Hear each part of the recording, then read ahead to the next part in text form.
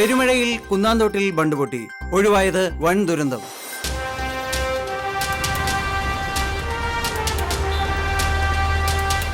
കുന്നാന്തോട് പഞ്ചായത്തിൽ പതിറ്റാണ്ടുകൾ പഴക്കമുള്ള ബണ്ട് പൊട്ടിയതിനെ തുടർന്ന് ഒരു ഗ്രാമം വെള്ളത്തിലായി. കഴിഞ്ഞ ദിവസം പെയ്ത ശക്തമായ മഴയിലാണ് വർഷങ്ങൾ പഴക്കമുള്ള ബണ്ട് പൊട്ടിയത്. ഇതിനെ തുടർന്ന് ഗ്രാമം പകുതിയിലേറെ വെള്ളത്തിൽ മുങ്ങി.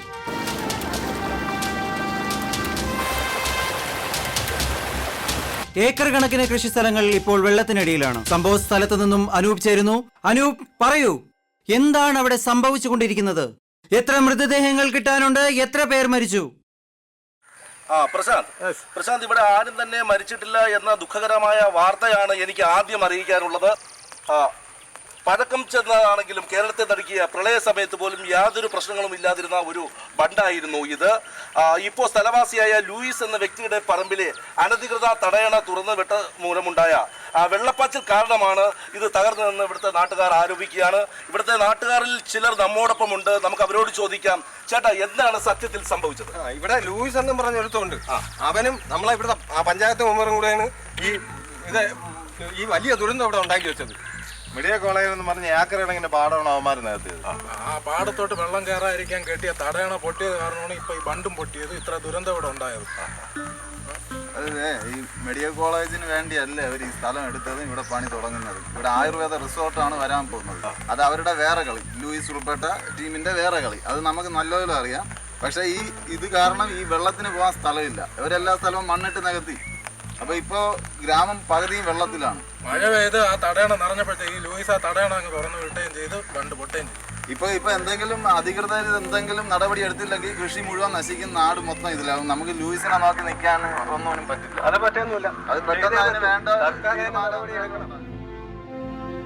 ഇപ്പോൾ വലിയ ഒരു അഴിമതിയുടെ കഥ കൂടി പുറത്തു വന്നിരിക്കുകയാണ്. ഇങ്ങനെ ഒരു റിസോർട്ടിന് സർക്കാർ അനുമതി നൽകിയിട്ടില്ല എന്നാണ് ഇപ്പോൾ അറിയാൻ കഴിയുന്നത്.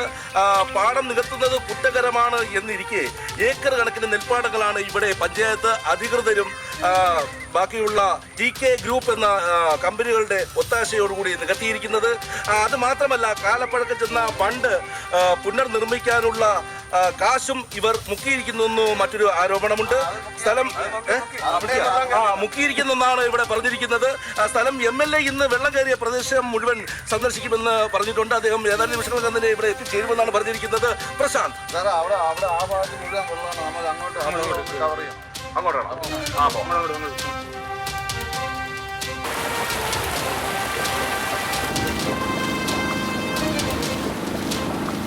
അനൂപ്, ആ വെള്ളം ഒഴുക്കി വിടാൻ യാതൊരു മാർഗവുമില്ലേ? ഇനിയും വൈകിയാൽ കൃഷി മുഴുവനും നശിക്കുമെന്നാണ് നാട്ടുകാർ പറയുന്നത്. അനൂപ്, കേൾക്കാമോ? ശരിയാണ് പ്രശാന്ത്. സർക്കാർ ഇതിനെതിരെ ഒരു നടപടി സ്വീകരിച്ചില്ലെങ്കിൽ സർക്കാരിന് ലക്ഷക്കണക്കിന് രൂപയുടെ നഷ്ടമാണ് നേരിടേണ്ടി വരിക. വെള്ളം ചാലുകീറി JCB ഉപയോഗിച്ച് വിടുവാനുള്ള ഒരു ശ്രമം നടക്കുന്നുണ്ട്. ഇത് എത്ര കണ്ട് വിജയിക്കുമെന്ന് കണ്ടു തന്നെ അറിയാം. പ്രശാന്ത്, ഓക്കെ, നമുക്ക് തിരിച്ചു വരാം. മാധവട്ടൊന്നും പറഞ്ഞില്ല. പറഞ്ഞതിൽ കൂടുതലൊന്നും പറയാനില്ല. ഒരു നാട് മുഴുവനും നിങ്ങളുടെ കരുണയ്ക്ക് വേണ്ടി കാത്തിരിക്കുകയാണ്. കരുണ? ഈ നാട്ടുകാരുടെ കരുണയ്ക്ക് വേണ്ടി ഞാനൊരു ആയുസ് മുഴുവൻ കയറിയിറങ്ങി നടന്നതല്ലേ. ദൈവമൊന്നുണ്ട് മെമ്പറേ. എന്താണ് എല്ലാവരും കൂടെ? ചത്തോ ഇല്ലോന്ന് അറിയാൻ വേണ്ടി വന്നതാണ്. മഴ ചതിച്ചു ഗോപാലേട്ടാ. ആണോ? കുന്നാന്തോട് ബണ്ട് പൊട്ടി. ലൂയിസ് മുതലാളിയുടെ പറമ്പിലെ തടയണ തുറന്നു വിട്ടതാ. അയ്യോ, നാടു പകുതി ഇപ്പോ വെള്ളത്തിൽ മുങ്ങിയ അവസ്ഥയിലാണ്. അതിന് ഞങ്ങൾ എന്ത് വേണം? മാധവട്ടൊന്നും പറയുന്നില്ല. MLA സാറ് കാര്യം എന്താന്ന് തെളിച്ചു പറയണം. വെള്ളം വഴി തിരിച്ചു വിടണം. ഓ, അതിന് നിങ്ങളുടെ പറമ്പിലൂടെ പറ്റും. അയ്യോ, അതിലെ ഒരു ചാല് കീറിയാൽ വെള്ളം നേരെ അപ്പുറത്തെ പുഴയിലേക്ക് വെക്കുള്ളൂ. ആണോ? അപ്പൊ അതാണ് കാര്യം. വേറെ ഒരു വകുപ്പും ഇല്ലേ? വേറെ ഒരു വഴിയുമില്ല. എങ്ങനെയെങ്കിലും സഹായിക്കണം.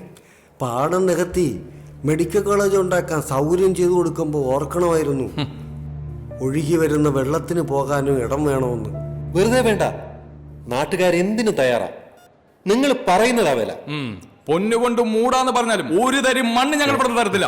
എല്ലാവരും എഴുന്നേറ്റ് പോണം. വന്നേക്കുന്നു. നിൽക്ക്.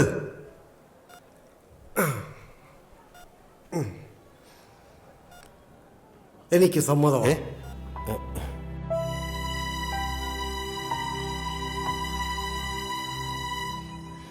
സ്ഥലം ഞാൻ തരാം. പക്ഷെ ഞാൻ പറയുന്നതാ വില. കൊടുക്കാലോ അല്ലേ? തരാം. ആ പിന്നെ ഞങ്ങൾക്ക് താമസിക്കാനൊരു വീട്. ലൂയിസിനെ പേടിച്ച് അതിനാരും തയ്യാറായിരുന്നില്ലല്ലോ. ഞങ്ങൾ ഇവിടുന്ന് ഓടിക്കാനായിരുന്നല്ലോ നിങ്ങളുടെ പ്ലാൻ. ഇല്ലില്ല, വീടും ശരിയാക്കാം. ആ എങ്കിൽ ശരി മെമ്പറേ, നിങ്ങൾ പറയുന്ന ദിവസം രജിസ്ട്രേഷൻ.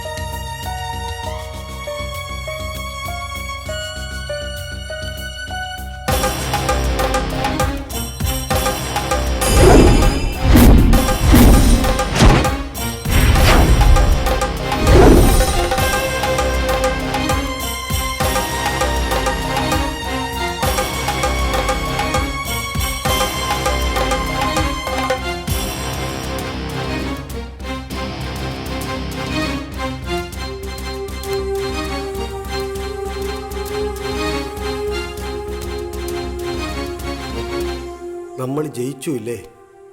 ഞാൻ പറഞ്ഞില്ലേ ദൈവം നമ്മുടെ കൂടെയാണെന്ന്. ഇപ്പോഴാ മനസ്സിന് ശരിക്കും സമാധാനം കിട്ടിയത്. ചേച്ചിയുടെ ആത്മാവിന് സന്തോഷമായി കാണും.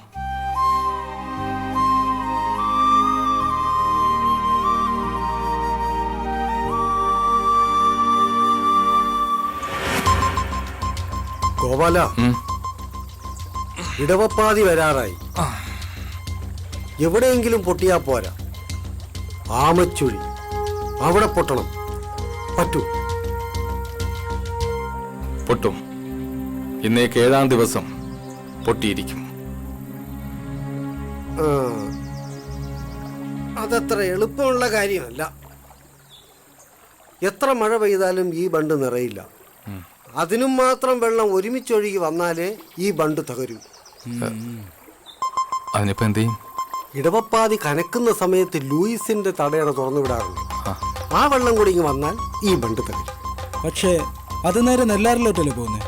ഏയ് ഇല്ല. പാടത്ത് വെള്ളം കയറാതിരിക്കാൻ വേണ്ടിയാണ് ഇല്ലാത്ത കൃഷിയുടെ പേര് പറഞ്ഞ് അവൻ തടയണ കെട്ടിയത്. ആ ചാലിനൊരു വളവുണ്ട്. അത് നമ്മൾ അടച്ചാൽ ആ വെള്ളം നേരെ കുന്നം തോടിലെത്തും. എങ്കിൽ ഒരു ആൾബലത്തിന് അനന്തനെ കൂടെ വിളിക്കാം. അവൻ നിന്റെ കൂടെ നിന്ന് കാലുവായിരുന്നവനാടാ. നിന്റെ ചേച്ചിക്കും അളിയനും വേണ്ടിയാ അവൻ നമ്മളെ കൂടെ കൂടിയത്. പിന്നെ നിന്റെ ചേച്ചി വീട് സ്ഥലമൊക്കെ വിറ്റടാ. വീട്ടുകാരെ അടയ്ക്കാൻ പോയപ്പോഴാ ഞാൻ അറിഞ്ഞത്. ഇടനിലക്കാരാരാന്നറിയോ? നിന്റെ അനന്തും ആ മെമ്പറും. ഇപ്പൊ പിണക്കണ്ട, അവന്റെ ആവശ്യം വരും.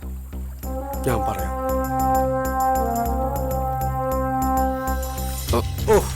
എന്താ എന്തോ കൊണ്ടതാ. കുഴപ്പമില്ലുണ്ടോ?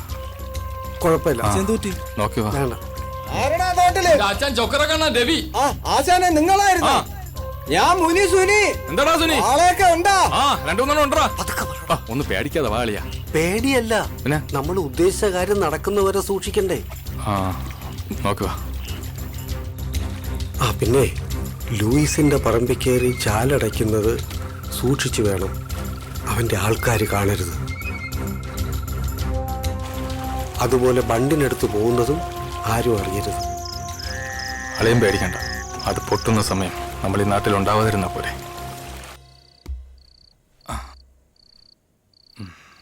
എന്താളിയാ? വാ ഇരിക്ക്.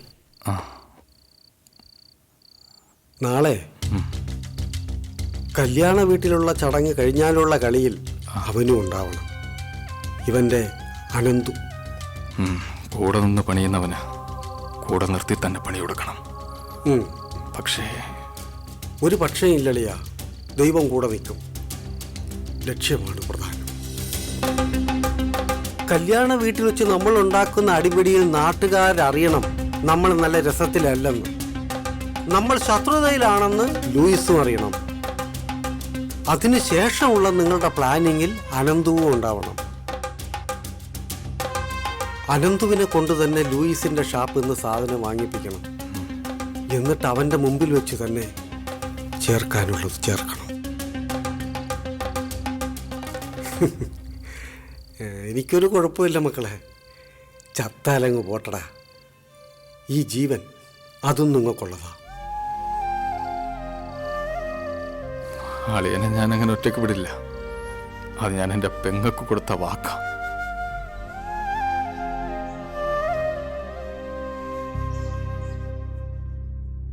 അങ്ങനെ ഒരു മഴക്കാലം കഴിഞ്ഞപ്പോ കുന്നാന്തോടിന്റെ ഭാവി തന്നെ മാറി. സർക്കാർ ഇടപെട്ട് ആയുർവേദ റിസോർട്ടിന്റെ പണി നിർത്തിച്ചു. അതിന് കൂട്ടുനിന്ന MLAക്കും പഞ്ചായത്തിലെ മറ്റംഗങ്ങൾക്കുമെതിരെ അന്വേഷണം പ്രഖ്യാപിച്ചു.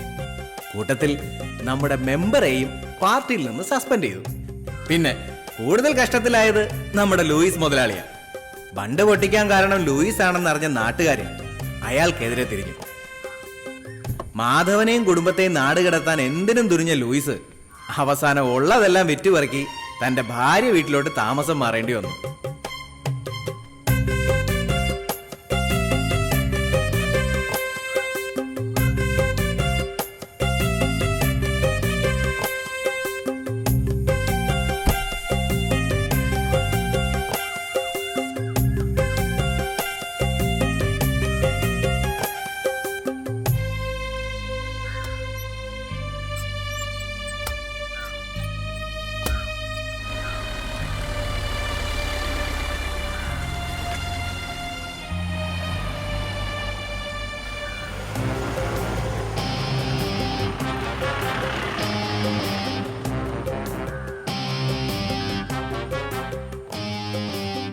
കൂട്ടുകാരനെയും കുടുംബത്തെയും ചതിച്ചു കിട്ടിയ കാശാണെങ്കിലും അതിലൊന്നും യാതൊരുവിധ വിഷമവും തോന്നാത്ത അനന്തു തന്റെ സ്വപ്നങ്ങൾ തേടി യാത്രയായി.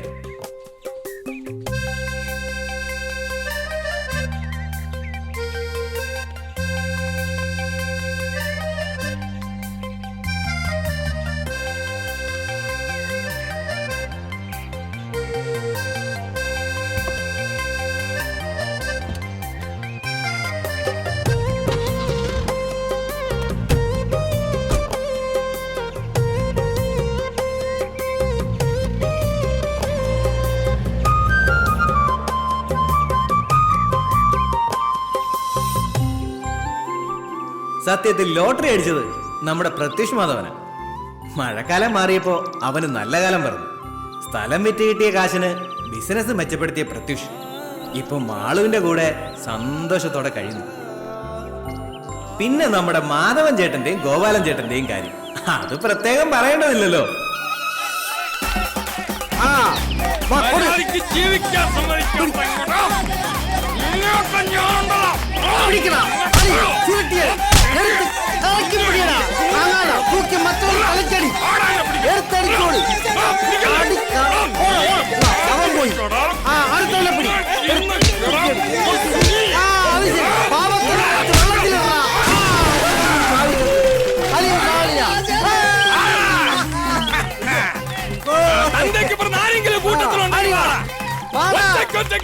ധൈര്യം ഉണ്ടെങ്കിൽ ഇറങ്ങി മനസ്സില്ല